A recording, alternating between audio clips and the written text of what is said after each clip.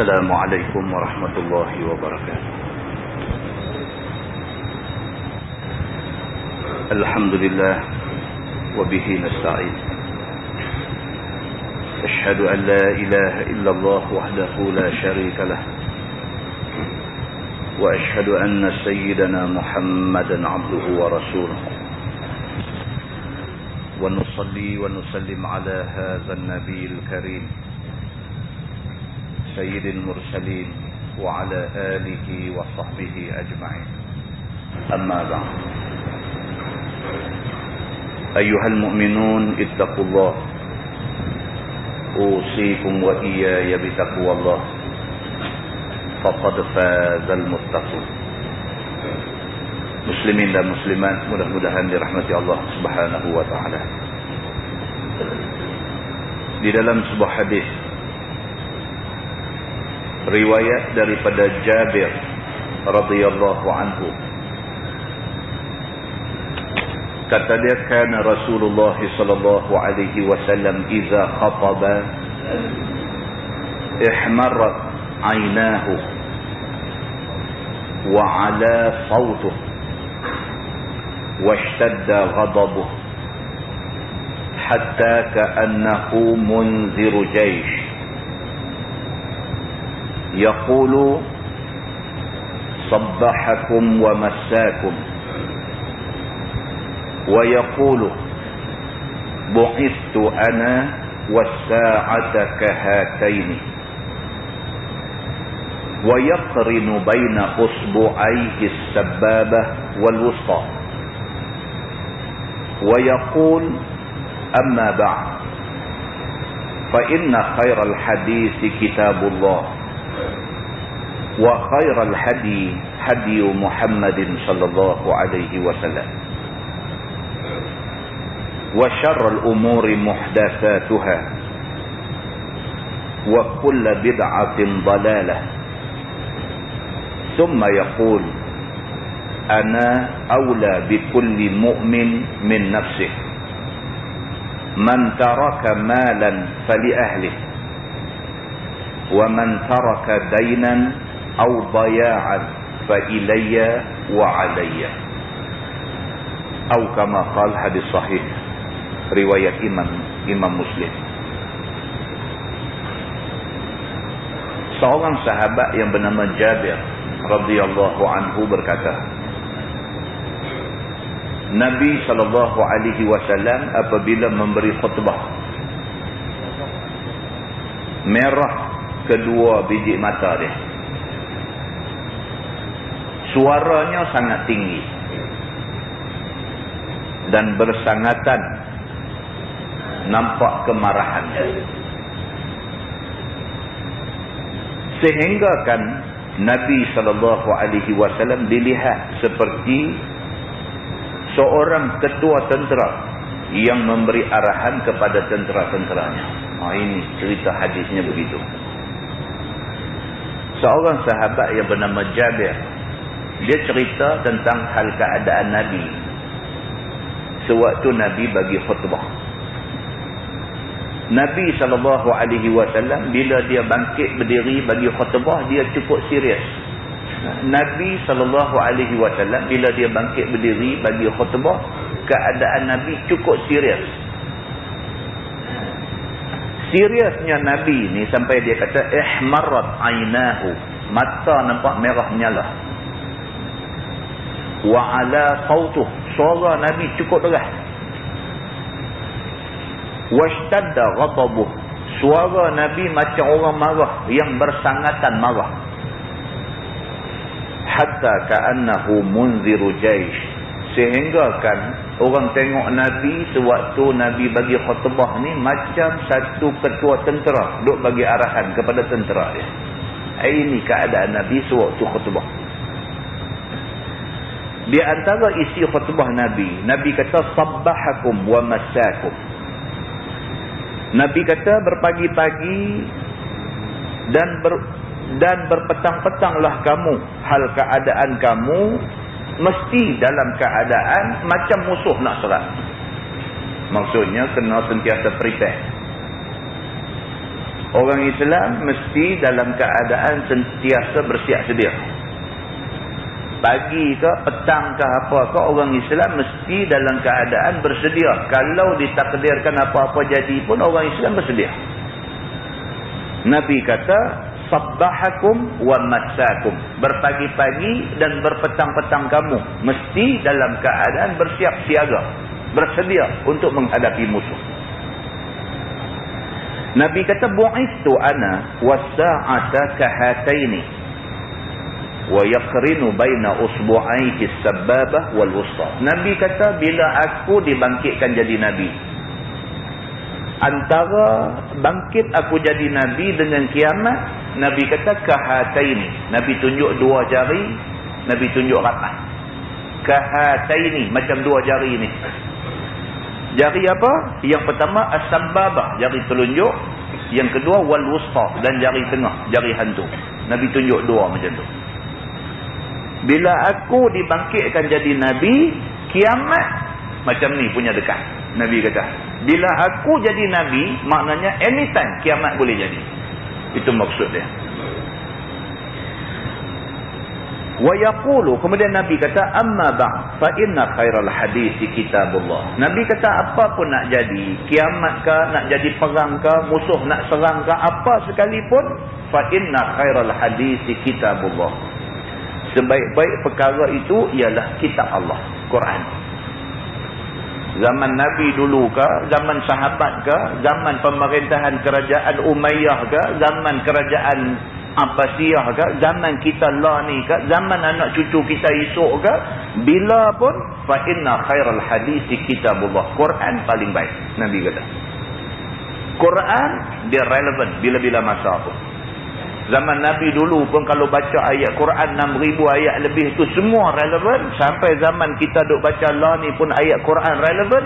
Kalau ditakdirkan lagi 1000 tahun lagi baru nak kiamat pun Quran relevan. Begitu.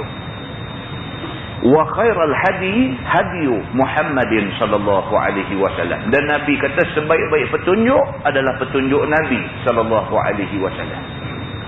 Daripada zaman Nabi ada dulu, apa Nabi kata, itulah sebaik-baik petunjuk. Sampai zaman kita lah, kalau benda tu daripada hadis Nabi, itulah sebaik-baik petunjuk.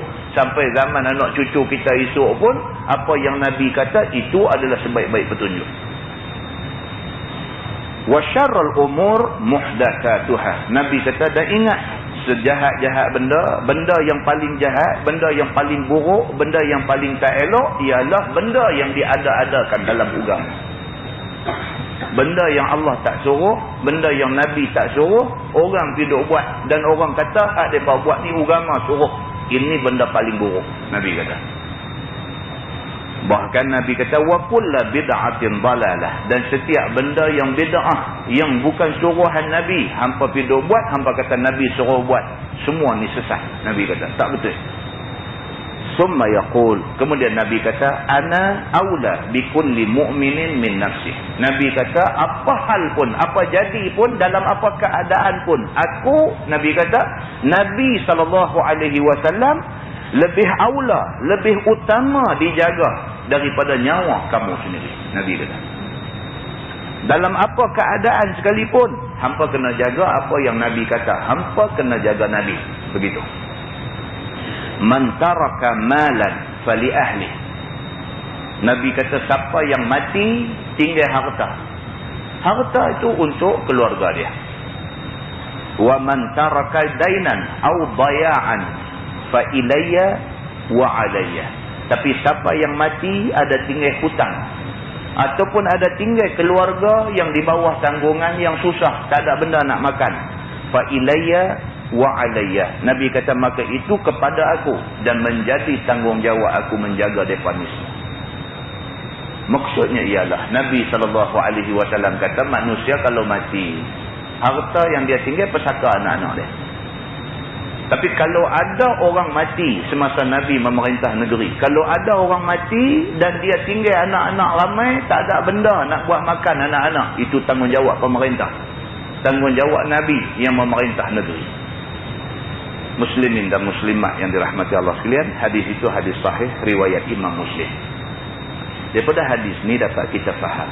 Yang pertama, Nabi SAW, dia bila dia bagi satu-satu nasihat, dia serius.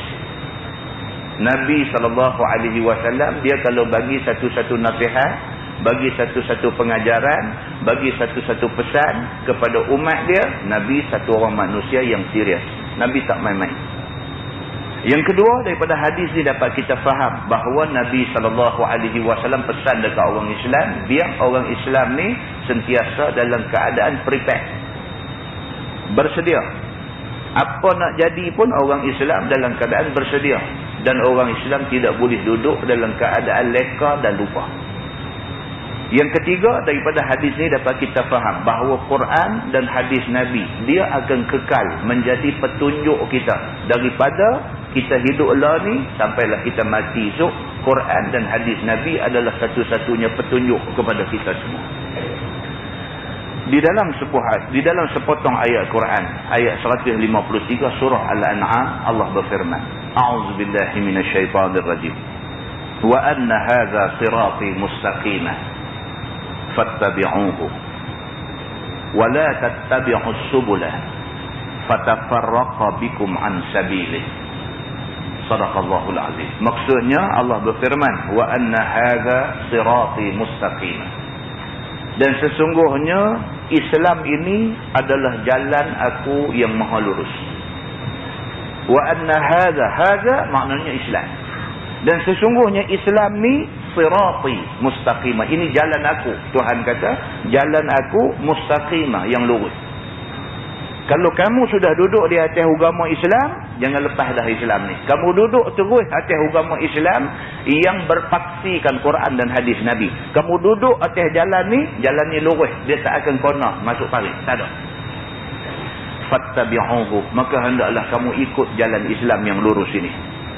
Wala tattabi'us subulah. Dan jangan sekali-kali kamu ikut jalan-jalan lain.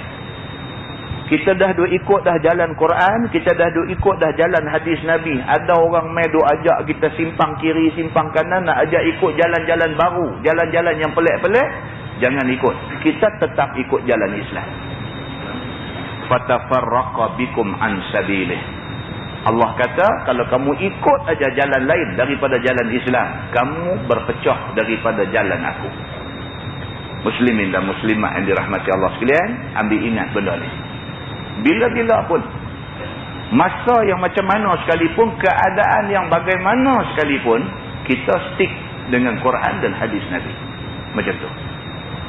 Di dalam sebuah hadis riwayat daripada Abi Hurairah radhiyallahu anhu, kata Abu Hurairah, lamma nazalat ala Rasulillah sallallahu alaihi wasallam, lillahi ma fis samawati wa ma fil ardh, wa in tubdu ma fi anfusikum aw tukhfuhu yuhasibkum bihi Allah. Ishtadda dhalika ala ashabi Rasulillah sallallahu alaihi wasallam.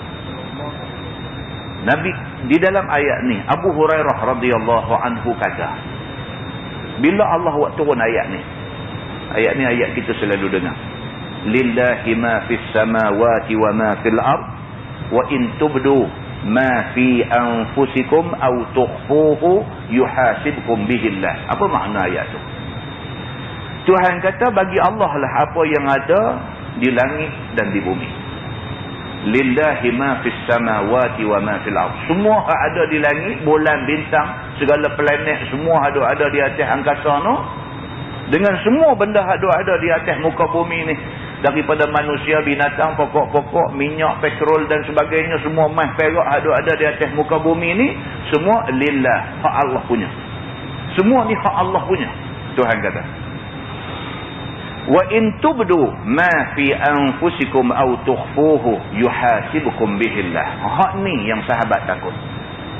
Tuhan kata, dan sekiranya kamu tunjuk apa yang ada dalam diri kamu, ataupun kamu sembunyi apa yang ada dalam hati kamu, yuhasibukum bihillah, Tuhan akan hisap semua tu di akhirat itu. Benda hak kita tunjuk terang-terang, kita pergi pukul orang, tak ada sebab. Kita tunjuk terang-terang, kita pergi buat orang, Tuhan akan hisap amalan yang kita buat. Tak ada pasal hampir tumbuk orang, tak ada pasal hampir buat naya orang, tak ada pasal hang. Semua ni Tuhan akan hisab di hari akhirat itu. Hak tu tak apa. Allah kata lagi au tukhfuhu, ataupun hak kamu sembunyi, kamu tak tunjuk, kamu ingat dalam hati. Tengok satu orang aku benci dia ni. Tengok satu orang dia ni berlakon. Tengok satu orang aku meluat dia ni. Tengok satu orang, hak ni kita sembunyi, orang tak tahu. Yuhasibukum bihillah. Tuhan kata tetap akan dihisab oleh Allah.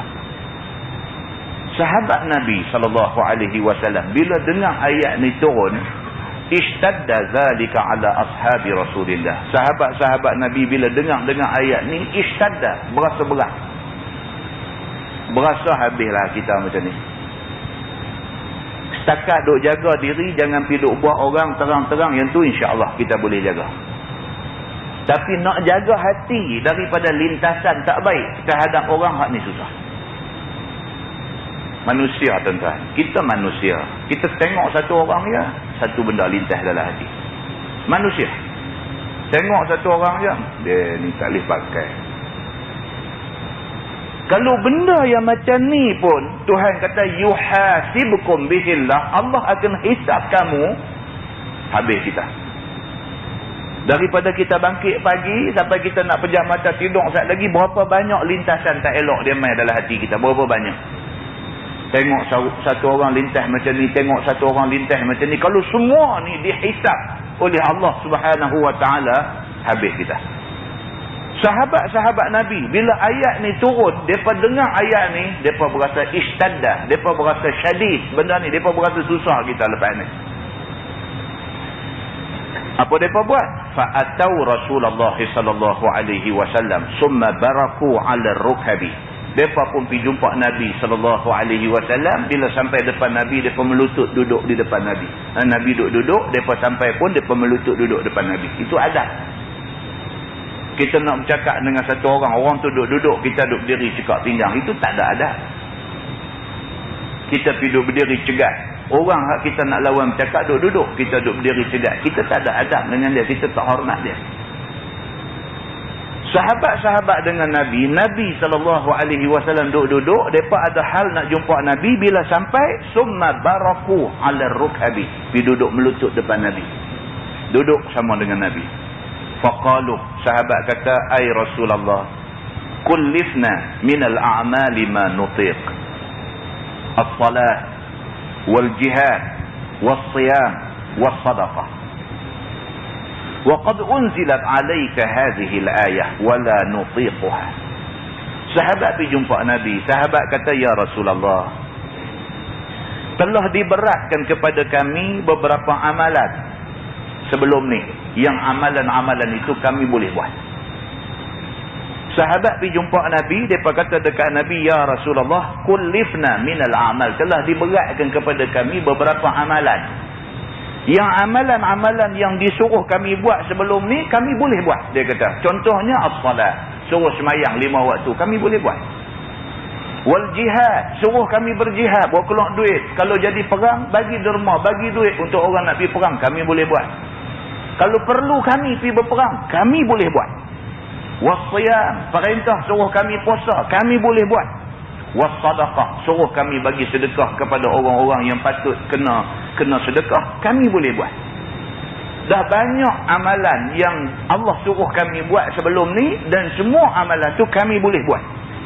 Wa qad unzilat alayka hadhihi al-ayah. Tapi dia kata bila turun ayat hak tadi ni, ayat hak kata semua benda hak terlintas dalam hati hak kita duk sembunyi pun yuhasibukum bihillah, Tuhan akan hisab, fala nutiquha, kami rasa kami tak boleh buat. Dia berkata, surrender awal-awal. Sampai semua benda hak kami sembunyi, hak duk teringat dalam hati, hak tak keluar di mulut, hak tak buat dengan perbuatan ni, hak ni pun Tuhan nak nilai juga, Tuhan nak hisab juga. Rasa macam hak ni kami sangkut. Mereka pergi mengaku di depan Nabi SAW.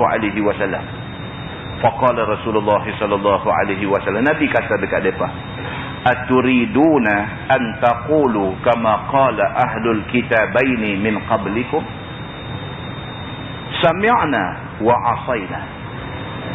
Nabi kata, adakah kamu semua nak jadi macam Yahudi dan Nasrani yang sudah pun terima 2 kitab sebelum ni? Yahudi sudah terima kitab Taurat, Nasrani sudah terima kitab Injil. Tetapi Yahudi dan Nasrani yang terima Taurat, terima Injil ni, mereka kata sami'na wa asaina. Kami dengar apa Taurat kata, kami dengar apa Injil kata, wa asaina, tapi kami tak mau ikut. Nabi kata, hampa pun nak jadi macam mereka ni? Hampa dengar apa yang Quran kata, kemudian hampa nak tolak Quran? Adakah hampa nak jadi macam dua golongan ni, Yahudi dan Nasrani ni? Bal qulu, Nabi kata jangan macam tu. Sebaliknya hendaklah kamu semua kata sami'na wa ata'na ghufranaka rabbana wa ilaikal masir. Nabi kata kita orang Islam, umat aku, umat Nabi Muhammad sallallahu alaihi wasallam, bila dengar satu perintah Allah, kita kena kata sami'na wa ata'na. Kami dengar, kami akan taat. Kami dengar dan kami taat. Ghufranaka rabbana, kami minta ampun padamu wahai Tuhan. Hak mana kamu suruh kami dengar, kami akan taat. Kami taat kepada benda ni. Ghufranaka rabbana, minta ampun wahai Tuhan kalau ada sikit sebanyak yang kami buat tak elok dan sebagainya. Ghufranaka rabbana, minta ampun wahai Tuhan. Wa ilaikal masir, kami tahu last sekali kami akan balik menghadap kamu. Ini adab orang Islam. Bila dengar satu perintah Allah dalam Quran, bila dengar satu perintah Nabi dalam hadis, sami'na wa ata'na ghufranaka rabbana wa ilaikal masir. Itu pendirian kita. Kami dengar, kami taat, kami minta ampun kepadamu ya Allah kalau sekiranya dalam nak menunaikan perintah ni ada kami buat slack sikit sebanyak, kami minta ampun. Wa ilaikal masir, dan satu hari kami tentu akan balik menghadap engkau. Cakap macam tu Nabi kata. Sahabat-sahabat Nabi, falam maqtaraha al-qaum, apabila sahabat-sahabat Nabi dengar apa yang Nabi kata, mulut mereka tak berhenti-henti duk kata benda ni. Sami'na wa ata'na ghufranaka rabbana wa ilaikal masir. Sahabat ni Nabi kata macam tu, dan masing-masing duk ulang apa yang Nabi kata. Sami'na wa ata'na ghufranaka rabbana wa ilaikal masir. Kami dengar, kami taat, kami minta ampun kepadamu ya Allah kalau dalam duk taat ni ada benda yang kami tergelincang buat dan sebagainya, kami minta ampun. Wa ilaikal masir, satu hari kami kok mana pun mati balik menghadap kamu juga. Sahabat duk sebut benda ni tak habis-habis. Kemudian Allah Subhanahu wa taala buat turun pula satu ayat. Allah berfirman, amanar rasulu bima unzila ilaihi min rabbih wal mu'minun kullun amana billahi wa malaikatihi wa kutubihi wa rusulihi la nufarriqu baina ahadin min rusulihi wa qalu sami'na wa ata'na ghufranaka rabbana wa ilaikal masir. Tuhan turun pula ayat ni. Allah Subhanahu wa taala berfirman dalam ayat ni, amanar rasul, telah beriman Rasul, bima unzila ilaihi min rabbih, dengan apa yang Allah buat turun kepada dia. Yang kata Nabi Muhammad ni, Allah buat turun ayat apa pun dekat dia, dia beriman semua. Bukan sahaja Rasul, wal mu'minun, orang yang beriman pun sama. Apa juga Quran turun mai, mereka beriman semua sekali. Ini orang yang betul-betul beriman. Kullun amana billahi wa malaikatihi wa kutubihi wa rusulihi. Semua sekali. Baik Nabi, baik orang-orang Islam yang beriman, semua sekali. Mereka beriman dengan Allah, dengan malaikat, dengan kitab-kitab dan juga dengan rasul-rasul. La nufarriqu baina ahadin min rusulih. Mereka tak bezakan di antara satu rasul dengan satu rasul yang lain. Daripada Nabi Adam alaihi salam sampai Nabi Muhammad sallallahu alaihi wasallam, semua rasul bawa agama yang sama. Agama mentauhidkan Allah, agama Islam. Bukan kata Nabi Isa bawa agama lain, bukan kata Nabi Musa bawa agama lain. Semua bawa agama satu, agama mentauhidkan Allah. Nak ajak orang kata Allah ni esa, Allah ni satu, tidak ada dua, tidak ada banyak. Semua Nabi buat kerja yang sama. Orang yang beriman mengaku semua Nabi adalah rasul-rasul belaka. Wa qalu sami'na wa ata'na ghufranaka rabbana wa ilaikal masir. Tuhan endorse benda ni. Tuhan kata orang-orang Islam, orang-orang yang beriman, mereka akan kata sami'na wa ata'na ghufranaka rabbana wa ilaikal masir. Hak sahabat pakat duk kata tadi ni, Allah sebut lagi sekali dalam Quran. Allah kata ini memang betul-betul orang yang beriman. Allah endorse mereka ni. Falamma fa'alu dhalik, lepas daripada sahabat-sahabat Nabi terima ayat ni, mereka buat apa yang Allah kata. Fa'anzalallahu azza wa jalla, baru Allah buat turun satu ayat lagi. Allah kata la yukallifullahu nafsan illa wus'aha. Allah kata sekali-kali Allah tidak akan beratkan seseorang itu melainkan sekadar kemampuan dia. Islam, agama yang Allah buat turun main perintah, memang orang boleh buat. Allah tidak akan turun satu perintah dalam Islam ni, perintah yang orang tak boleh buat. Allah tak akan buat turun satu perintah yang orang tak boleh buat. Sebaliknya yang kata Islam ni, kalau Allah buat turun, memang benda tu orang boleh buat punya kerja. Suruh semayang 5 waktu, boleh buat. Suruh pakai tutup aurat orang perempuan pakai tudung dan sebagainya, boleh buat. Soalnya bukan tak boleh buat, tak mau buat. Bukan tak boleh buat, saja tak mau buat. Tapi benda yang Allah suruh ni, benda yang boleh buat. Allah kata la yukallifullahu nafsan illa wus'aha. Sekali-kali Allah tidak akan beratkan satu-satu manusia tu melainkan benda tu pada kadar kemampuan dia. Laha ma kasabat, bagi dia pahala kalau sekiranya dia buat. Tuhan kata wa 'alaiha maktasabat, dan ke atasnya dosa kalau sekiranya dia tak buat. Tuhan kata Rabbana la tu'akhidna in nasina aw akhtana. Tuhan suruh Nabi Muhammad ajak kepada orang-orang yang beriman. Kata Rabbana, wahai Tuhan, la tu'akhidna, janganlah jadikan kami ni berdosa. In nasina aw akhtana, kalau kami terlupa ataupun kami tersilap buat satu-satu benda. Adab kita dengan Tuhan, kita kena sebut macam tu. Minta dekat Tuhan ni, Rabbana la tu'akhidna, wahai Tuhan, janganlah jadikan kami ni orang yang berdosa. In nasina aw akhtana, kalau sekiranya kami terlupa dalam duk buat benda-benda yang Tuhan suruh ni, terlupa, janganlah jadikan satu dosa dekat kami. Aw akhtana, ataupun kami tersilap, janganlah anggap kesilapan kami itu sebagai dosa. Kemudian Nabi SAW bila turun ayat tu, Nabi kata na'am, Nabi kata ya. Memang kita orang Islam kena sebut macam ni. Kemudian Tuhan kata Rabbana wala tahmil alaina isran kama hamaltahu ala alladhina min qablina. Wahai Tuhan, janganlah pikulkan kepada kami beban yang seperti mana kamu pikulkan kepada orang-orang yang sebelum kami. Minta dekat Tuhan, ya Allah, janganlah bagi dekat kami satu benda macam mana yang kamu bagi kepada umat sebelum kami. Benda tu mereka tak boleh nak buat. Jangan bagi benda yang kami tak boleh buat dekat kami. Bila kata lagu tu, Nabi kata na'am. Nabi kata ya. Kita minta dekat Tuhan, jangan sampai Tuhan bagi dekat kita satu benda yang kita tak mampu buat. Rabbana wala tuhammilna ma la taqata lana bih. Minta dekat Tuhan, wahai Tuhan, janganlah kamu pikulkan kepada kami benda yang kami tak mampu nak buat. Jangan test kita dengan satu test yang kita tak boleh tahan. Minta dekat Tuhan. Tuan-tuan, jangan cakap benda ni. Dia mai satu test dekat kita, test yang kita tak boleh tahan. Kita fail, terkeluar daripada agama. Awal-awal minta dekat Tuhan, minta ya Allah, Rabbana wala tuhammilna ma la taqata lana bih. Ya Allah, janganlah kamu test kami, kamu pikulkan kepada kami satu benda yang kami tak mampu nak tanggung. Nabi kata na'am. Nabi kata ya. Kita kena minta macam tu dekat Tuhan. Ya? Wa'fu anna waghfir lana warhamna anta maulana fansurna 'alal qaumil kafirin. Dan minta dekat Tuhan, ya Allah, wa'fu anna, maafkanlah kami. Waghfir lana, ampunkanlah kami. Warhamna, bagilah rahmat dan kesian kepada kami.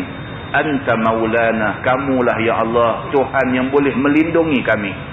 Fansurna 'alal qaumil kafirin, tolonglah kami dalam menghadapi kaum kafir yang ada ramai di muka bumi ini. Muslimin dan muslimat yang dirahmati Allah sekalian, Nabi kata na'am, Nabi kata ya, itulah benda yang kita kena minta. Hadis ini hadis sahih riwayat Imam Muslim.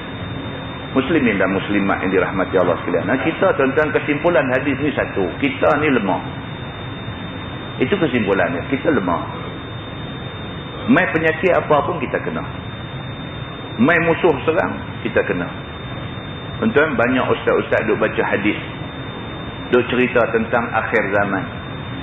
Akhir zaman ni umat Islam ramai, tapi karusa Israel. Nabi kata seperti buih dalam laut. Kita selalu dengar orang duk baca hadis ni. Nabi kata menjelang akhir zaman orang Islam ramai. Tapi orang Islam hak ramai ni macam buih dalam laut. Tak boleh buat apa. Bahkan Nabi kata orang Islam akhir zaman akan jadi macam laut. Macam laut yang dikelilingi oleh orang hak nak makan laut ni. Orang Islam jadi laut. Orang ni cubit, orang ni kepak, orang ni korek biji mata ambil makan. Macam ni jadi. Macam Nabi kata adalah hadis ni, jadi hari ni. Hari-hari buka televisyen tengok orang Islam di Iraq duk kena. Dia alih pandangan orang Islam satu dunia. Satu dunia dia alih pandangan suruh tengok orang Islam di Iraq kena macam tu. Semua orang duk tengok di Iraq. Di Palestin duk mati lagi ramai daripada sebelum ni. Sebelum jadi hak Iraq ni orang duk tengok Palestin. Orang Islam Palestin duk kena macam-macam. Dia alih perhatian satu dunia.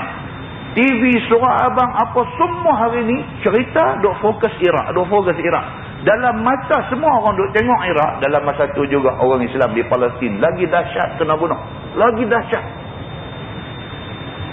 Muslimin dan muslimat yang dirahmati Allah sekalian. Benda yang kita duk cita-cita, duk cadang nak tengok sebelum ni tak jadi belakang. Kita kata Amerika kalau dia serang Iraq, Iraq tentu lepas peluru berpandu pergi ke Israel punya. Kita duk kata macam tu, tengok tak jadi tuan-tuan. Tak jadi. Israel duk Maharaja Lela beraja di mata bersultan di hati lagi. Kita duk kata hari tu ni, kita duk ingat kalau Amerika betul-betul attack Iraq, Iraq mesti tembak peluru pergi ke Israel. Kita kata macam tu, tak jadi tuan-tuan. Tak banyak sikit kita rasa frust. Kita rasa frust. Tapi itulah yang berlaku hari ni. Dia jadi macam hak Nabi kata. Nabi kata orang Islam akhir zaman bukan sikit. Orang Islam akhir zaman ramai. Tetapi ramai ni, ramai macam buih dalam laut. Buih saja pecah buih tu. Orang Islam akhir zaman jadi macam laut yang dilengkongi oleh musuh-musuh ada keliling. Ikut macam-macam, berasa nak kepak ekor makan, berasa nak kepak apa, berasa nak korek, berasa nak rebuk ambil isi, berasa apa, ikut suka nak buat apa pun. Orang Islam hari ni sudah berada dalam keadaan yang macam tu. Maka Allah sebut dalam ayat yang kita duk baca ni, ayat 286 suratul Baqarah ni, Allah kata minta doa dekat Tuhan, wa'fu anna waghfir lana. Minta maaf ya Allah, minta ampun ya Allah, warhamna, tolonglah kesian dekat kami, anta maulana, kamulah Tuhan yang boleh tolong kami, kamulah pelindung kami, fansurna alal qaumil kafirin, tolonglah kami daripada ancaman kaum kafir yang sentiasa nak ganyang kami semua. Muslimin dan muslimat yang dirahmati Allah sekalian, kita ambil iktibar. Sebenarnya orang Islam kalau betul-betul dia study Quran, dia study hadis, orang Islam sepatutnya sudah dalam keadaan bersedia. Hadis yang mula kita baca tadi, Nabi kata apa? Sabbahakum wa masakum. Berpagi-pagi dan berpetang-petanglah kamu dalam keadaan kamu bersedia. Bersedia bukan maksudnya siap golok perak selip belakang pintu. Tapi persediaan yang sesuai dengan keadaan semasa. Tapi apa yang jadi hari ini, orang Islam tak ada apa. Tak ada apa. Dari segi weapon, senjata, dari segi equipment, dari segi peralatan, semua segi tak ada apa. Bahkan dari segi perpaduan pun tak ada. Itu dia yang paling teruk. Takat tak boleh buat tank, takat tak boleh buat kapal terbang, takat tu tak apa. Sampai perpaduan pun tak boleh nak buat. Kita tidak bercakap perpaduan dalam konteks rantau Arab. Kita bercakap dalam konteks kita sekampung pun tak boleh nak jadi elok. Apa kita nak bercakap dalam konteks negeri, dalam konteks negara, dalam konteks rumpun Islam. Dalam kampung pun kita tak boleh dapat satu suara. Muslimin dan muslimat yang dirahmati Allah. Ini kelemahan yang paling dasar yang berlaku di kalangan kita hari ini. Masing-masing orang, kalau benda kecil-kecil tolak pergi tepi. Tengok benda yang besar-besar. Pasal apa? Pasal musuh sentiasa menunggu kita dalam keadaan yang macam ni. Bila kita duduk dalam keadaan lemah, masa ni mereka attack, kita lari habis semua. Mudah-mudahan Allah Subhanahu Wa Ta'ala tolong kita. Mudah-mudahan Allah Subhanahu Wa Ta'ala bantu kita. Mudah-mudahan Allah Subhanahu Wa Ta'ala buka hati-hati kita. Kita boleh bersatu di atas nama agama. Kita bersatu untuk nak cari keredaan Allah Subhanahu Wa Ta'ala dan teras kepada persatuan dan perpaduan kita ialah Quran dan hadis Nabi sallallahu alaihi wasallam. Mudah-mudahan mukadimah itu memberi manfaat kepada kita semua insya-Allah. Kita menggunakan Bahrul Mazi jilid 16. Muka surat 214. Bab ma jaa fi syiddati fil amal. Kita dah baca sekerat dah. Bab ma jaa fi syiddati fil amal. Iaitu bab yang datang pada menyatakan melampau pada beramal. Kita dah baca dah gazet dia pada bulan lepas sikit. Bagaimana Islam nak bagi ingat kepada kita, jangan kita ni melampau dalam melakukan benda baik sekalipun. Melampau tak mahu. Apa pun melampau tak mahu. Nabi kata wa khairul umur awsatuha. Sebaik-baik perkara kita ambil yang awsatuha, yang pertengahan. Jangan lebih-lebih. Pasal apa? Selalunya kalau lebih-lebih sat aja kita jemu. Lebih-lebih sat aja kita jemu. Jangan lebih-lebih. Dalam hadis lain Nabi SAW kata, kamu buat banyak mana pun Allah tidak jemu untuk bagi pahala, tetapi takut kamu jemu untuk nak buat dia. Nabi kata, innallaha la yamallu. Allah tidak jemu. Tetapi yang takutnya Nabi kata, kamu tamallu, kamu yang pergi jadi jemu. Tuhan tak ada masalah kalau kita semayang tungging terbalik 50 tahun kita buat macam tu, 50 tahun Tuhan akan bagi pahala dekat kita. Takut kok kita aja. Kita cadang nak buat 50 tahun, baru 5 minggu kita dah stop dah. Pasal apa? Pasal kita sudah jemu. Pasal kita sudah jemu. Takut yang ni. Jadi Islam mai dekat kita, dia bagi tahu dekat kita, jangan kita ni keterlampauan dalam melakukan satu-satu benda. Jangan melampau. Takut kau sekali lagi kita jemu, kita tinggal terus agama kita. Muka surat 215. Tuan-tuan tengok hadis tu. Kita sambung, dia kata hadis yang dikeluarkan oleh Imam At-Tirmizi an Abi Juhaifah radhiyallahu anhu qala akha Rasulullah sallallahu alaihi wasallam baina Salman wa baina Abi Darda. Diriwayatkan daripada seorang sahabat Nabi sallallahu alaihi wasallam, nama dia Abi Juhaifah radhiyallahu anhu. Kata dia telah dipersaudarakan, yakni telah diakadkan oleh Nabi sallallahu alaihi wasallam akan bersaudara semacam orang yang bersaudara seibu sebapa di antara dua sahabatnya, iaitu di antara Salman Al-Farisi dan antara Abi Darda radhiyallahu anhu. Ini dua ni sahabat Nabi yang cukup terkenal dan mereka ni ada meriwayatkan hadis Nabi. Satu, Salman Al-Farisi. Salman Al-Farisi. Ada hadis tuan-tuan, Nabi SAW satu hari tepuk bau Salman. Nabi tepuk bau Salman, Nabi kata hadza wa qaumu. Bila orang tanya ni betul ke Allah Subhanahu Wa Ta'ala akan naikkan Islam dengan orang yang tertentu? Nabi kata ya betul. Sahabat tanya siapa? Salman. Kebetulan ada sebelah Nabi. Nabi tepuk bau Salman. Nabi kata haza wa qaumuh. Dia ni dan kaum dia. Salman bukan orang Arab. Salman Al-Farisi, dia orang Parsi, dia orang Iran. Itu sebab hari itu bila Iran naik sebagai sebuah negara republik Islam apa semua, mereka duk pegang kepada benda ni. Mereka kata cerita Islam nak naik balik melalui mereka ni ada disebut oleh Nabi. Mereka kata wallahu a'lam. Tapi Salman Al-Farisi ni, ini orangnya. Nabi SAW biasa tunjuk keistimewaan dia. Salman Al-Farisi orang yang terkenal.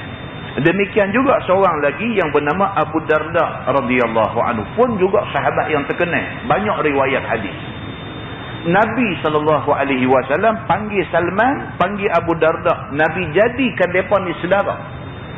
Bukan saudara kawan aja tak. Saudara macam saudara seibu sebapa. Saudara yang sampai ke peringkat kalau mati boleh ambil pesaka. Nabi buat mereka bagi jadi macam tu. Maka jadilah dua orang itu bersaudara. Semacam orang bersaudara seibu sebapa pada zaman awal Islam. Sampai boleh ambil pesaka apabila mati salah seorangnya. Nabi buat mereka, Nabi akadkan mereka ni bagi jadi macam adik-beradik, satu mak satu pak. Begitu. Kemudian daripada tak berapa tahun, maka berubah hukum Islam itu. Iaitu membatalkan hukum bersaudara-saudara itu sampai boleh ambil-ambil pesaka itu. Kemudian hukum tu dibatalkan, dimansuhkan. Hari ini tak boleh. Hari ini kalau kita ada satu kawan cukup kamcing dengan kita, cukup close, cukup baik dengan kita, kita tak boleh kata kau ambil hang jadi macam anak aku, kau ambil hang jadi macam adik aku. Tak boleh. Kalau ambil pun jadi adik angkat macam tu je. Dia tak boleh nak jadi macam adik dengan abang kandung. Tak boleh. Sebab hukum ini sudah dimansuhkan. Maka jadilah sebab bagi dapat pesaka si mati itu 3 sebab. Yang pertama nikah, yang kedua nasab, yang ketiga wala. Maka yang tiada salah satu daripada 3 itu tidak dapat pesaka. Pesaka cuma dapat dengan jalan tadilah bila menikah. Perempuan tu orang lain. Perempuan orang lain. Orang Singapura, orang Hong Kong, orang Taiwan, orang mana perempuan ni. Kita ni orang jelutong. Kita pergi menikah dengan orang Hong Kong misalnya. Walaupun dia orang Hong Kong, kita orang jelutong. Bila menikah saja kita mati, duit kita dia boleh dapat.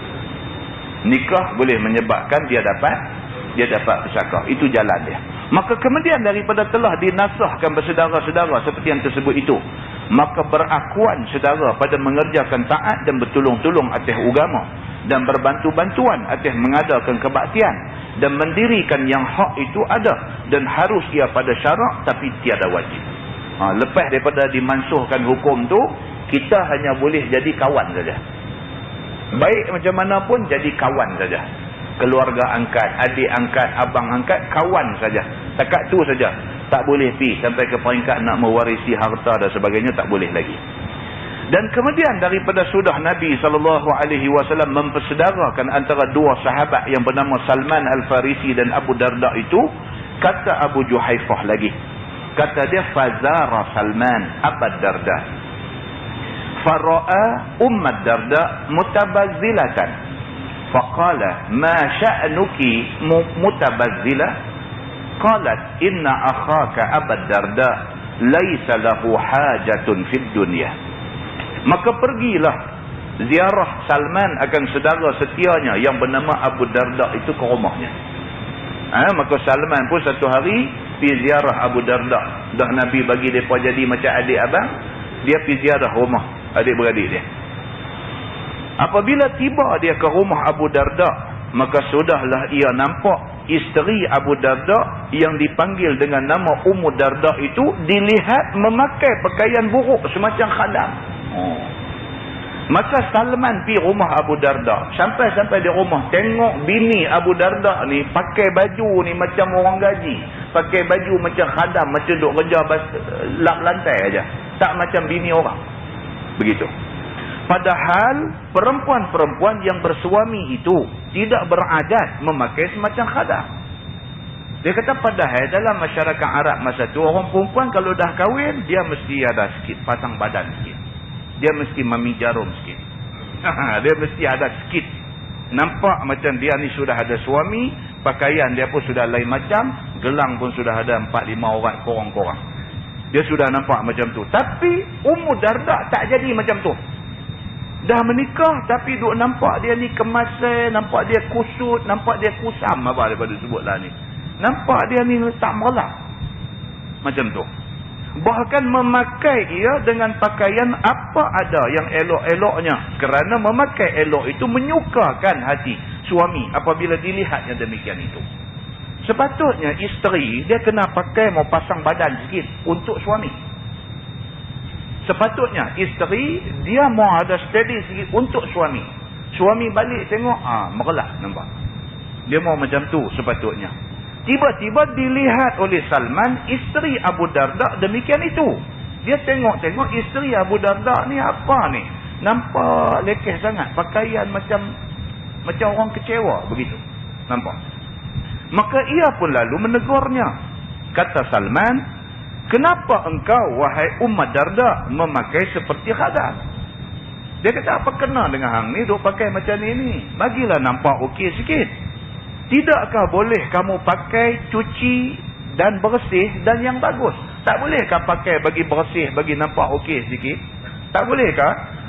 Tidakkah ada kepadamu pakaian yang bagus-bagus, yang lain daripada pakaian buruk dan pakaian yang kusut-kusut ni? Hang tak ada baju baru kan? Dia kata. Pakai baju kala pun turun habis semua dah. Nampak satu macam. Pakailah bagi elok sikit. Salman pergi tegur isteri Abu Darda. Begitu. Dia macam pergi tegur Kak Ipang dia lah. Pasal mereka ni dah disudarakan oleh Nabi. Dia kira macam tegur Kak Ipang lah. Tak ada apa-apa lah. Pergi cakap elok-elok macam tu. Bila didengar oleh Ummu Darda akan kata Salman demikian itu. Lalu dijawabnya. Kata Ummu Darda, apalah gunanya aku pakai bersegak-segak? Perempuan ni sudah jawab macam tu. Dia kata, apalah satu faedah aku nak pakai elok-elok. Bukankah gunanya bersegak-segak itu supaya suami mau hampir dan mau bersuka-suka dengan isteri? Dia kata, orang perempuan ni pakai cantik untuk apa? Dia kata. Orang perempuan pakai cantik bukan untuk pergi tunjuk dekat lelaki orang lain. Orang perempuan pakai cantik bukan nak pergi tayang di tempat kerja. Orang perempuan dalam Islam pakai cantik untuk suami sendiri. Dia kata.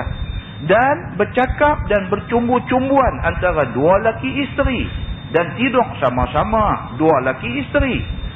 Sedangkan sesungguhnya saudara kamu Abu Darda laki aku ni tidak ada baginya hajat pada dunia dan nikmat kesedapan. Bini dia kata no point aku pakai elok-elok. Laki aku Abu Darda ni kawan hang ni, Abu Darda ni lah ni tinggal sedak dia tak peduli kat aku lah ni. Dia kata kalau aku pakai elok pun tak ada guna. Dia tengok aku pun macam tak lalu nak makan. Dia tengok aku pun aku pakai elok-elok buat apa? Dia tak ada apa dah dengan aku. Dia tak mau dah. Dunia-dunia ni semua dia tak mau dah. Dia duk kira dia dengan agama dia, dengan akhirat dia, dengan semayang dia, dengan baca Quran dia, dengan cerita-cerita macam tu. Aku ni dia tak mau dah. Dia kira aku ni dunia ya. Ni apa yang jadi dekat laki aku, kawan hang, saudara hang ni. Dia kata. Dia pun nak buang geram lah. Nak cerita dia kata lagu ni. Maka suka berbuat amal ibadah. Berdamping diri kepada Tuhan dan menuntut bekal akhirat semata-mata. Ni Abu Darda laki aku ni, Abu Darda yang dah jadi saudara hang. Dia ni hala kebuat pahala, dia memang dapat kat dia. Aku pun dia tak tengok dah lah ni, dia kata. Maka apakala suami tidak berhajat kepada isteri dan tidak berhajat kepada dunia, maka apalah guna aku bersegak-segak seperti semacam isteri orang-orang lain. Baiklah aku pakai seperti mana yang engkau lihatlah ni. Dia kata aku pakai elok pun tak ada guna, aku pakai lagu ni pun cukup lah. Dia kata laki aku tak peduli kat aku. Dia kata dia jadi macam tu. Baik, sambung hadis tu. Qala falamma jaa Abu Darda qarraba ilaihi ta'aman faqala kul fa inni sha'ib. Qal ma ana biakil hatta ta'kul. Qala fa'akalah. Kata Abu Juhaifah, maka tak kala datang Abu Darda, tengah duk sembang. Tengah Salman duk sembang dengan isteri Abu Darda ni, tengah duk sembang, Abu Darda balik. Maka tak kala balik Abu Darda, dari luar sudahlah didapatnya saudaranya ada di rumah. Dia sampai-sampai tengok, dia kata Salman saudara dia yang Nabi saudarakan dengan dia ni duk ada di rumah. Dia nampak. Maka ia pun, yakni Abu Darda pun menghampirkan makanan kepada saudaranya Salman itu supaya makan ia. Dia balik-balik dia olik makanan. Dia terus hidang makanan bagi dekat Salman ni. Dia kata Allah man, lama tak mai. Macam tu, makan. Dia kata makan. Dia suruh Salman makan. Dan Abu Darda pada masa itu sedang puasa sunat. Tapi dia puasa. Ni yang kata Tok Syekh ni. Tuan-tuan, benda ni masalah tuan. Saya pergi Kuala Lumpur. Hari Sabtu Ahad pergi Kuala Lumpur.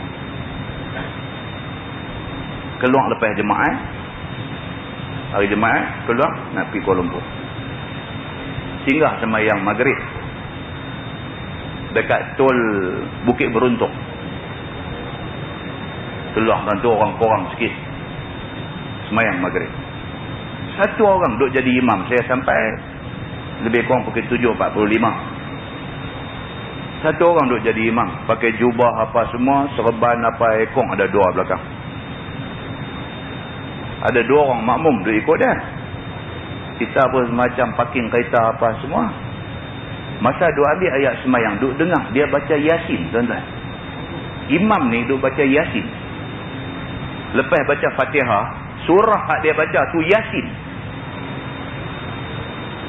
Saya duk dengar, kasar juga dia ni main Yasin ni. Kan? Bukan dia nak ambil 5 ayat. Bukan dia nak ambil 10 ayat. Dia nak rangkau pergi sampai separuh daripada Yasin untuk satu rakaat. Saya dengar macam tu, saya kata ponggah, aku nak pergi jauh lagi. Kita nak pergi semayang lain, tak boleh. Pasal satu jemaah dah duduk jalan, kita tak boleh form satu jemaah lain. Kita kena bagi habis jemaah tu dulu. Nak tunggu dia habis dengan tak semayang ni tak betul. Nak pergi masuk semayang dengan dia, kita berimamkan satu jahil. Nampak? Ni Abu Darda punya geng lah ni. Abu Darda ni bukan kata orang jahat, orang tak bagus. Dia sahabat Nabi, dia orang bagus. Cuma dia tersilap orang ni. Ini kesilapan dia. Tak lagi kita nanti tengok macam mana Nabi buat pembetulan kepada kesilapan dia. Tapi ni jumpa Syekh ni memang Syekh Yasin ni. Saya pun duk ingat macam mana. Kita sampai 7.45. Kan? Dia dah duduk rakaat kedua dah lah. Dia dah habis setengah dah Yasin. Tak apalah. Saya kata kat anak-anak saya, kita kena ikut dia lah. Kita kebir. Allahu Akbar semayang. Makmum dia ada 2 orang sebelum ni, kita masuk sudah jadi ramai. 2 orang makmum ada sebelum kita masuk tu, hak salah seorang tengok-tengok sudah rokok. Allahu Akbar, dia rokok, dia mufarakah daripada imam dah. Dia dah mufarakah daripada imam. Okeylah, tak apalah. Dia pun penderah apa semua, sampai dia bagi salam, dia keluar dulu. Kita tunggulah sampai habis. Sudah dia habis semayang ni, makmum hak seorang hak mufarakah ni, sambil keluar duk pakai kasut duk bunyi di luar tu. Satu biol punya imam duk ada, dia kata, dia duk bunyi macam tu. Suara ni memang bunyi suara kau belah jelutong punya geng juga. Dia pergi bunyi sambil duk pakai kasut. Dia kata, satu biol punya imam, dia kata, orang nak pergi jauh, hang duk pergi bubur Yasin, dia duk kukang di belakang. Allahu Akbar. Kita semayang pun sudah kacau dah. Tuan-tuan, kita nak salah dia tak boleh. Dia ada hal. Kita duk baca hadis di masjid ni berapa kali dah kita baca hadis. Bila jadi imam, ringankan sembahyang. Pasal apa? Pasal makmum ni macam-macam cerita. Ada yang hari, dia ada benda nak pergi buat lagi. Lepas ni dia nak pergi manakan lagi. Dia drop by, nak sembahyang aja dia sudah pergi kena getah dengan kita. Ada makmum sakit, tak boleh berdiri lama. Bila berdiri lama dia nak rebah. Macam-macam duk ada belakang ni. Ada ibu, mak, anak kecil duk ada. Tak sat semayang nak ambil fadilah semayang berjamaah. Semayang anak kecil duk teriak wah yang tu imam duk bubur Yasin. Ini semua Islam suruh kita consider. Islam suruh kita consider. Tapi ada orang dia tak tengok benda ni. Dia duk tengok mau bagi. Dia ingat benda ni dia steady. Dia tak tahu hak dia buat ni silap dari segi agama. Kita ikut juga dia semayang. Yang sampai habis dia bagi salam apa semua, dia duk hantar wirid pula. Dia tak bangkit daripada sejadah imam tu, dia punya duk wirid. Tuan-tuan, surau Lebuh Raya ni tempat musafir semayang. Surau tu kecil, surau tol Bukit Beruntung ni kecil. Bila dia dah occupy tempat imam tu, tinggal satu saf saja belakang untuk orang semayang. Kereta duk main berhenti lagi. Orang nak semayang tak boleh, pasal dia ada wirid tengah tu. Kita nak kata apa tu dah? Kita nak kata apa? Kita nak tegur dia, jadi pasal. Kan? Dia kata apa? Hang sakit hati ke? Aku hafal Yasin, hang tak hafal, hang marah ke aku? Kacau pula. Kita pun bila tengok orang macam ni, kita mau duk ingat macam-macam juga. Jangan saat lagi jadi masalah leceh. Cuma kita duk ingat apalah jadi macam ni. Pergi mengaji lah. Pergi mengaji benda ni, kita nanti dapat penjelasan dalam agama macam mana nak selesai benda-benda macam ni. Muslimin dan muslimat yang dirahmati Allah sekalian. Hak Syekh tadi satu bab lah. Keluar pakai kasut, apa punya biol, punya imam lah apalah. Dia pun mana dia pergi lepas tu kita tak tahu lah. Benda ni jadi satu fitnah. Kerana dia ni lah. Benda ni lah yang kita duk baca lah ni. Benda ni. Jangan kita ni sampai pergi satu peringkat, sampai pergi jadi tak cerdik. Abu Darda ni, dia semangat lah. Dia nak buat seberapa banyak yang boleh. Dia duk dengar kita kurang amalan, kita kena memperbanyakkan amalan. Dalam nak memperbanyakkan amalan tu, dia over sikit. Dia ada over sikit. Bila dia over, efek dia, kesan dia pada isteri dia. Isteri sudah jadi satu orang yang rasa macam dia tak ada guna dah jadi isteri kawan ni. Dia tak peduli kat aku langsung. Isteri Abu Darda dah kata aku ni tak ada guna lah, aku pakai elok ke apa kan. Dia tak ada masa untuk aku. Isteri dah sampai ke peringkat rasa macam tu. Ini yang duk jadi. Baik. Bila Abu Darda balik main nampak Salman, dia pun seronok Salman main rumah dia. Makanan dia bawa balik, dia terus hidang. Dia kata dekat Salman, dia kata makan. Aku puasa. Dia kata hang makan. Dia kata. Bila sudah diangkatnya makanan itu kepada saudaranya Salman itu, maka ia pun suruh Salman makan. Kata dia, makanlah engkau wahai Salman. Maka Salman pun hampir ia kepada makanan itu serta dia ajaknya Abu Darda makan sekali. Salman ni, bila dah Abu Darda hidang makan, suruh dia makan, dia kata dekat Abu Darda, dia kata mai makan sekali. Maka sahut Abu Darda, makanlah kamu. Sesungguhnya aku ada puasa sunat pada hari ini. Dia kata tak apa hang makan. Tak apa makan. Aku seronok hang mai, hang makanlah. Aku hari ni puasa. Dia kata. Tuan-tuan, kalau kita pergi rumah orang, dia buat keluar mai apa, hidang makan apa semua, suruh kita makan. Dia lagu duduk saja. Kita kata awak tak makan sekali. Dia kata saya puasa. Boleh telan lah tuan-tuan. Kita boleh telan tak? Kita pergi rumah dia, dia hidang makanan lauk satu meja, dengan ikan bakar dengan apa semua bubuh nak jamu kita, dia punya besar hati kat kita. Dia kata makan-makan tak apa. Kita kata mai lah duduk makan sekali. Dia kata saya puasa. Tuan-tuan boleh makan? Tentu dah tak boleh telan. Dia kata pula apalah. Biol punya tuan rumah pula kita kata. Hang dah tahu dah aku nak mai hari ni. Hang dah masak apa semua. Puasa sunat.